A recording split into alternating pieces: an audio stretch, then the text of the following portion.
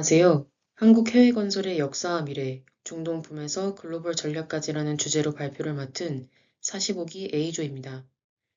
슬라이드 왼쪽 사진은 1960년 대구 미군 주거시설로 미 극동공병단 공사가 우리 건설업이 현대적 공정관리와 ASTM과 같은 국제표준을 처음으로 접하게 된 기술적 모태였음을 보여주는 역사의 시작점입니다. 중간에 1965년 태국 고속도로 현장과 1976년 사우디 주바일 산업황 사진은 우리 건설이 어떻게 세계로 뻗어나갔는지를 증명하며 가장 우측 사진인 오늘날 우리 기술의 정점 828m의 부르즈 칼리파 시공 사례는 한국 건설의 위상이 단순 토목을 넘어 세계 최고층 건축 기술력으로 진화했음을 상징적으로 보여줍니다. 새 사진의 흐름에서 알 수 있듯 오늘 발표를 통해 1조 달러 수주라는 위협 뒤에 숨겨진 땀과 전략, 그리고 우리가 마주한 윤리적 과제까지 심도 있게 짚어보겠습니다. 이번 발표는 목차의 흐름을 양적 팽창의 성장기에서 질적 고도화의 도약기 및 미래 전략으로 넘어가는 서사 구조로 구성했습니다. 화면 왼쪽 뉴스위크 표지처럼 전 세계가 주목했던 한국 건설인의 저력을 분석할 것입니다. 특히 단순 시공을 넘어 설계, 구매, 조달을 아우르는 EPC 중심의 변화가 이번 발표 전체를 관통하는 핵심 줄기입니다. 리비아 대수로, 말레이시아 페트로나스 트윈타워, 이란 카룬댐 프로젝트 등 검증된 사례를 통해 그 변화를 확인하시게 될 것입니다. 본론에 앞서 해외 건설이란 무엇인가를 명확히 정의해야 합니다. 해외 건설은 단순히 땅을 파고 건물을 올리는 행위를 넘어섭니다. 설계부터 구매, 조달, 감리, 그리고 운영 및 평가까지 아우르는 지식집약적 산업입니다. 여기서 중요한 것은 국부 창출의 개념입니다. 국내 건설은 재화가 내부에서 순환하지만 해외 건설은 외화를 직접 획득하여 국가 경제 규모 자체를 키우는 중추적인 역할을 합니다. 이를 위해 우리에게 필요한 것은 5가지 핵심 역량입니다. 첫째는 세계적 기업과 경쟁할 수 있는 종합 관리 능력. 둘째는 원천 기술. 셋째는 거대 프로젝트를 뒷받침할 금융 조달 능력. 넷째는 고급 인적 자원. 마지막으로 복잡한 기자재 공급망을 다루는 조달 관리 능력입니다. 이 역량들이 어떻게 역사 속에서 단련되었는지 살펴보겠습니다. 해외 건설은 광복 이후 요람기부터 1996년 이후 도약기까지 5단계에 걸쳐 발전하였습니다. 우측 이미지는 동아일보와 해외건설협회가 선정한 해외건설 50년을 빛낸 10대 현장입니다. 표 왼쪽의 건축물은 마리나베이 샌즈 호텔입니다. 쌍용건설이 시공한 이 건물은 최대 52도까지 기울어진 피사체 구조로 시공 당시 건축의 기적이라 불렸습니다. 1965년 태국 고속도로에서 시각되어 사우디의 항만, 리비아의 대수로를 거쳐 2004년 삼성물산이 수주한 부르즈 칼리파까지 우리가 단순 시공자가 아닌 세계 최고의 기술 보유자임을 입증한 사례들이며 해외 건설이 써내려온 승리의 연대기입니다. 해외 건설 50년을 빛낸 10대 현장 중 파타니 나라티와 고속도로 관련 영상을 시청하겠습니다.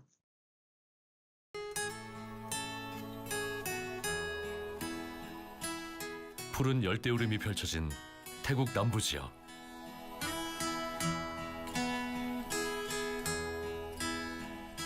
말레이시아와의 국경에 자리한 도시 파타니와 나라티와 지역을 잇는 이 도로의 공사로 한국은 해외 건설 시장에 첫 발을 내디뎠습니다.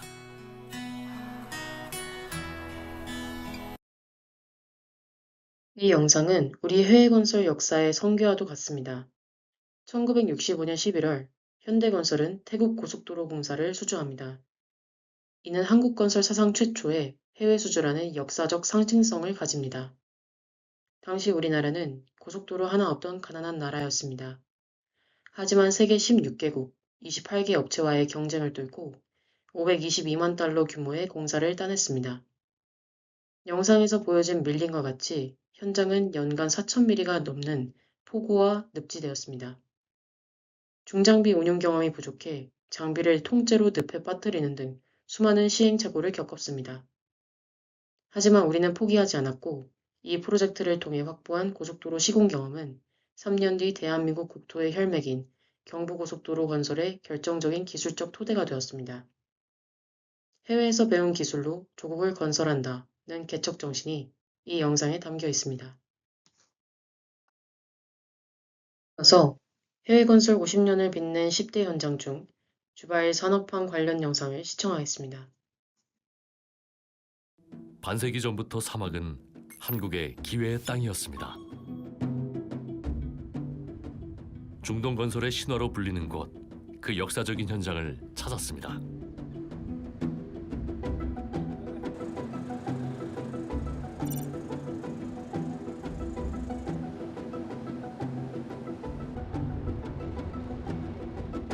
보안상의 이유로 출입이 제한됐던 곳이 46년 만에 공개됐습니다. 예부터 사우디 홍해 연안의 항구 도시들은 해상교통과 무역의 중심지였는데요. 석유 수출을 위한 거점이 필요했던 사우디는 주베이를 새로운 요충지로 낙점합니다.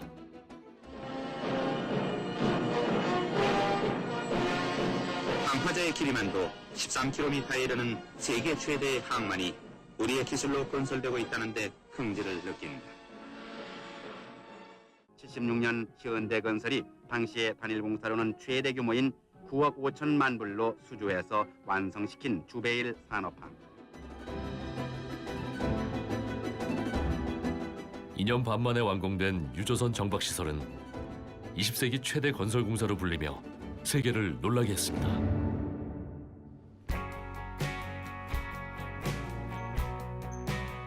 그 역사의 현장을 지키 1976년 현대건설이 수주한 이 공사는 단순한 항만건설을 넘어선 20세기 최대의 역사로 기록되어 있으며 대한민국 경제의 운명을 바꾼 프로젝트였습니다. 기술적인 측면에서도 주발 산업항은 전 세계 건설업계를 놀라게 한 혁신의 장이었습니다. 당시 현장에서는 10층 높이의 거대 철구조물인 자켓 89개를 한국 울산에서 제작한 뒤 이를 바지선에 싣고 12,000km가 넘는 거친 바닷길을 지나 사우디 앞바다까지 운송하는 전무후무한 공법을 성공시켰습니다. 500톤이 넘는 구조물을 오차없이 설치해야 했던 이 과정은 한국인의 시공 능력과 창의성을 전 세계에 입증한 결정적 계기가 되었습니다. 이 프로젝트의 성공은 단순히 외화 획득에 그치지 않았습니다.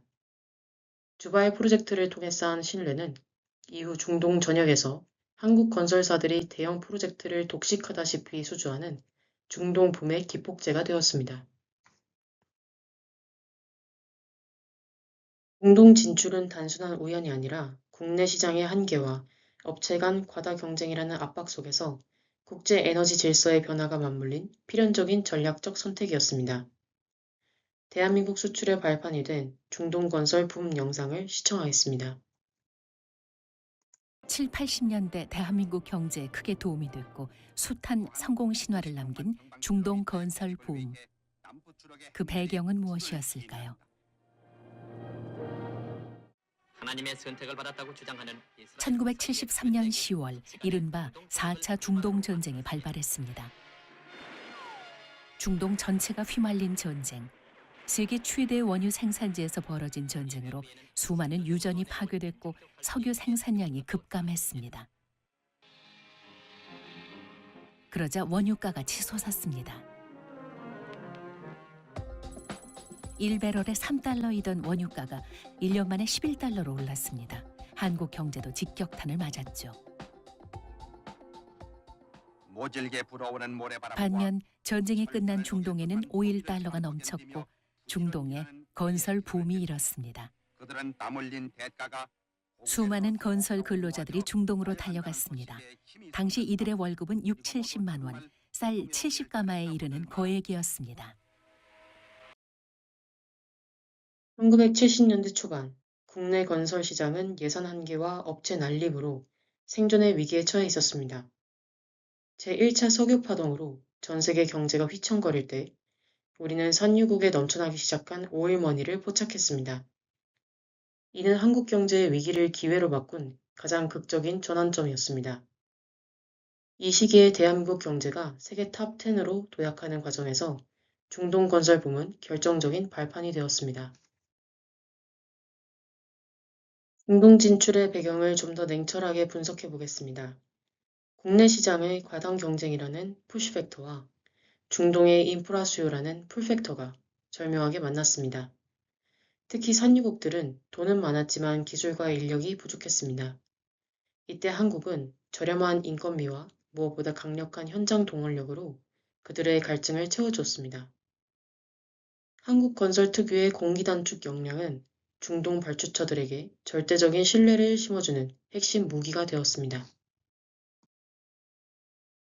성장기를 관통하는 핵심 경쟁력은 무엇이었을까요? 첫째, 사우디와 리비아를 중심으로 한 폭발적 수요입니다. 둘째는 사람의 힘입니다. 우리 선배들은 섭씨 50도가 넘는 폭염 속에서도 묵묵히 일하며 숙련된 기술을 선보였습니다. 셋째, 도로와 항만 등 국가 기반 시설을 세우는 대형 프로젝트에 집중했습니다. 넷째, 여기서 얻은 달러는 석유와 원자재를 수입해야 했던 한국 경제를 지탱하는 보물상자 역할을 했습니다. 마지막으로 이는 민관이 합작한 시스템의 결과였습니다. 정부는 해외건설 촉진법을 제정하고 보증 지원을 아끼지 않았습니다. 이 톱니바퀴들이 맞물려 중동신화라는 거대한 역사가 완성된 것입니다. 특히 1976년 사우디 주바일 산업항은 당시 한국 정부 예산의 4분의 1에 달하는 거대한 프로젝트였어 국가 경제를 지탱하는 가장 소중한 재원이 되었습니다. 1996년 이후 도약기는 시장 규모가 과거 대비 5배 이상 성장한 시기입니다. 1996년 이후 우리는 세 가지 측면에서 혁명적인 변화를 겪었습니다. 첫째, 지역의 다변화입니다. 중동에 편중되어 있던 거점이 이제는 베트남, 인도, 호주, 알제리 등 6대주 전역으로 확대되었습니다. 둘째, 공중의 고도화입니다. 단순 토목을 넘어 정유, 가스, 발전소 등 복합 기술이 필요한 고부가가치 플랜트로 주력이 바뀌었습니다. 셋째, 사업 방식의 전환입니다. 발주처가 시키는 대로 짓는 단순 시공을 넘어 사업 타당성 조사부터 금융 조달, 운영까지 책임지는 EPC 턴키와 투자 개발형 모델로 진화했습니다. 말레이시아 비전시티와 같은 제한형 수주가 그 대표적인 예입니다. 또한 수익성 제고를 위해 직접 투자를 병행하는 투자 개발형 수주 방식이 본격적으로 도입되었습니다. 도약기라고 해서 탄탄대로만 있었던 것은 아닙니다. 먼저 영상을 시청하겠습니다. 저유가 상황이 이어지면서 우리 건설 회사들의 고심도 깊어지고 있습니다. 해외 사업이 중동에 집중돼 있기 때문인데요. 최근에는 국제사회의 경제 제재가 풀린 이란에 공을 들이고 있습니다. 조태영 기자가 취재했습니다. 지난 1965년 현대건설의 태국 진출로 시작된 우리의 해외 건설 사업. 이후 중동을 중심으로 고속 성장을 이뤄냈습니다. 지난해에는 진출 50년 만에 누적 수주 금액 7천억 달러, 우리 돈 850조 원을 달성하기도 했습니다. 하지만 최근에는 먹구름이 낀 모습입니다. 올해 들어 2월까지 해외 건설 수주 금액은 50억 1천만 달러로 지난해 같은 기간 103억 9천만 달러의 절반에도 미치지 못했습니다. 특히 중동 수주액은 8,800만 달러에 그쳐 지난해 같은 기간에 4% 수준에 머물렀습니다. 지난해 하반기 이후 유가가 급락하면서 중동 산유국들이 발주를 취소하거나 연기했기 때문입니다. 이에 따라 건설 회사들은 활로를 찾는 데 주력하는 모습입니다. 특히 최근 경제 제재가 해제된 이란이 새로운 기회의 땅으로 떠오르고 있습니다. 한 대형 건설사는 최근 이란 민간종합건설 1위 업체와 건설 전 분야에 걸친 협약을 체결하기도 했습니다. 이란 현지에서 수주를 하기 위해서는 파트너와 협약을 체결해서 나가야 되는데 다른 건설사에 앞서 저희들이 선제적으로 협약 체결한 것은 굉장히 중요한 일입니다. 정부도 공공과 민간의 해외 건설 공동 수주를 유도하는 등 이란 사업 지원에 발벗고 나선다는 방침입니다. 오일, 가스와 같은 전통적인 시장 외에도 철도나 수자원 등 그간 투자되지 못했던 다양한 개발 수요에 선제적으로 대응해서 하지만 이란에 대한 집중은 임시적인 처방일 뿐 근본적인 노력이 필요하다는 지적도 나옵니다. 최근 아시아투자개발은행 출범에 따라 사업 기회가 확대되고 있는 아시아 인프라 건설 시장으로의 진출을 확대하면 물론 과거 수주 비중이 낮았던 중남미 아프리카로의 수주를 적극 늘려야 할 때입니다. 또 단순 건설 사업 수주를 넘어 대규모 사업의 기획부터 설계, 운영까지 책임지는 방식으로 수주 형태를 바꿔야 한다는 지적도 힘을 얻고 있습니다. YTN 조태현입니다. 유가 하락과 국제 정세 불안으로 위기가 올 때마다 우리는 새로운 활로를 찾아야 했습니다. 영상에서 보시는 것처럼 2016년 이란 시장의 개방은 우리에게 또 다른 기회였습니다. 위기의 순간마다 우리는 시장을 선점하고 포트폴리오를 재편하여 생존력을 키워왔습니다. 이러한 유연한 시장 대응력과 끈기 있는 활로 개척은 한국 해외건설이 수십 년간 생존하며 성장할 수 있었던 검증된 원동력 중 하나입니다. 의학기 한국의 6대 전략은 대형사는 고부가 가치 프로젝트로 이동 및 플랜트 중심 전략, 시장 다변화 전략, 건설 용역 수출 확대, EPC 역량 강화, 리스크 관리와 선별 수주, 그리고 전문 인력과 매니지먼트 역량 관화입니다. 진정한 글로벌 리더가 되기 위해 우리는 소프트 파워를 강화했습니다. 이제 건설은 육체 노동뿐만이 아니라 지식 서비스 산업입니다.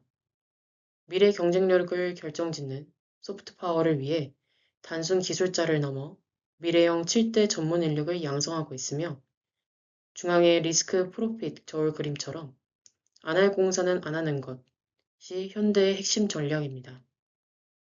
철저한 사전 분석을 통한 선별 수주 원칙을 통해 리스크를 관리하고 내실을 다지고 있습니다. 지속 가능한 미래를 위해 우리는 성장의 그늘에서 발생한 윤리적 이슈를 직시해야 합니다. 인권 측면에서 제3국 노동자들의 여권을 보관하거나 이동을 제한하는 관행, 국적에 따른 차별적 임금 체계는 글로벌 표준에서 결코 용납될 수 없는 리스크입니다. 안전 분야에서도 복잡한 하도급 구조 속에서 안전교육이 미비한 하청 노동자들에게 사고가 집중되는 문제가 있었으며 현지 에이전트를 통한 리베이트나 불투명한 수주 과정은 기업의 존립을 흔드는 부패 리스크입니다. 우리는 이러한 과거의 실패 사례를 단순한 사고가 아닌 미래의 준법 경영 전략을 위한 데이터로 엄격히 관리해야 합니다. 또한 원청과 하청 사이의 책임 회피 문제, 대형 플랜트 공사가 현지 대기 및 수질에 미치는 영향 등 환경 오염 문제에 대해서도 비판적인 성찰과 책임 있는 자세가 요구됩니다. 미래 전략의 핵심은 ESG와 준법 경영입니다. 국가별로 다른 복잡한 법규와 국제 표준을 통과하는 능력 자체가 곧 경쟁력입니다. 노무관리 역시 이제는 우리 직원뿐만이 아니라 하청 단계까지 책임지는 통합 시스템이 필요합니다. 특히 하단의 체크리스트처럼 탄소 배출 관리와 폐기물 처리 등 환경법 준수 또한 플랜트 시대의 핵심 과제입니다. 우리는 단순 시공에서 사업 관리 및 엔지니어링 역량 강화로 패러다임을 완전히 전환하여 글로벌 리더로 거듭나야 합니다. 결론적으로 우리는 과거 양적 성장 모델의 한계를 인정하고 기술, 금융, 관리, 윤리가 결합된 지속 가능한 모델로 나아가야 합니다.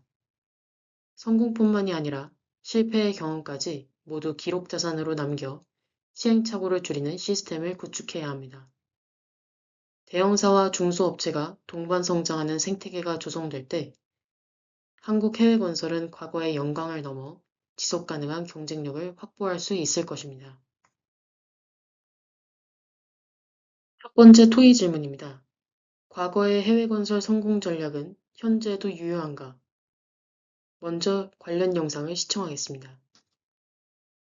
지난해 해외 건설 수주액이 체코 원전 등 에너지 부문 대규모 수주와 유럽 지역 수주 급증 등에 힘입어 11년 만에 최대치를 기록했습니다. 국토교통부에 따르면 지난해 해외 건설 수주액은 472억 7천만 달러로 집계됐습니다. 2015년 이후 처음으로 400억 달러를 넘어선 수치로 전년 대비로는 약 27.4% 증가했습니다. 유럽 비중이 40%를 넘기며 중동 중심이던 수주 구조도 점차 다변화되고 있습니다. 과거의 해외 건설 성공 전략은 부분적으로만 유효합니다. 2026년 3월 말 기준 해외건설협회 통계에 따르면 수십 년간 우리 해외 건설의 상징이었던 중동 비중이 15.5%에 머무는 것에 반해 아시아가 33.9%, 특히 북미 태평양 지역이 27.5%까지 치고 올라왔습니다. 이는 시장 다변화 전략이 성공적으로 작동하고 있음을 보여줍니다.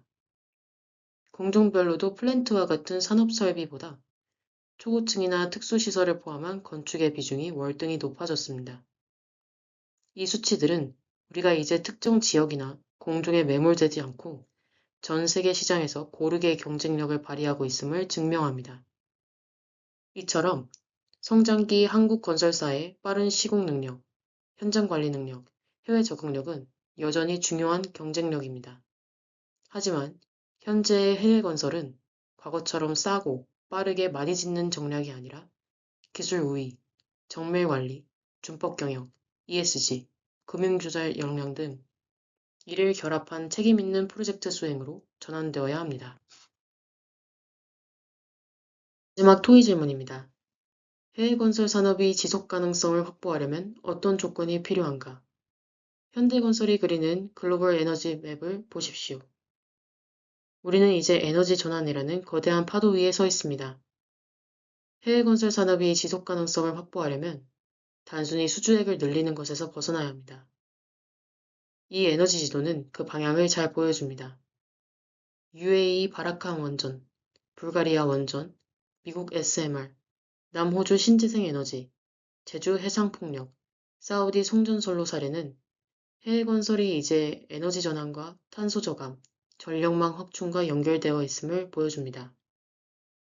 따라서 미래 해외 건설은 EPC와 전문기술 역량, 금융조달 능력, 현지화 전략, 그리고 준법과 ESG 기준을 함께 충족해야 합니다.